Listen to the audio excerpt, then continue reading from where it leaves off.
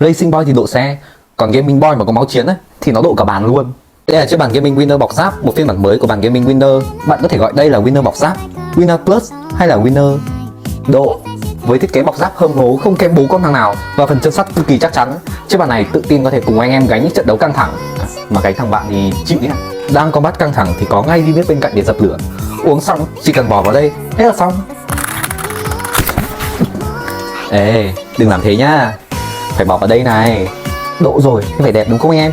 Để led này, led nữa này. Nháy quá là sập sình luôn. Hàng độ ấy, nhưng mà không nhất thiết phải được đẽo gì thêm. Anh em chỉ việc mua về, lôi tờ hướng dẫn lắp ra và vào việc luôn. Chả cần thợ thuyền gì cả. Còn nếu bạn là người thích chơi hàng zin thì đừng lo, chúng tôi có đầy đủ các loại mẫu mã. Tất cả tôi để ở trong giỏ hàng nhá.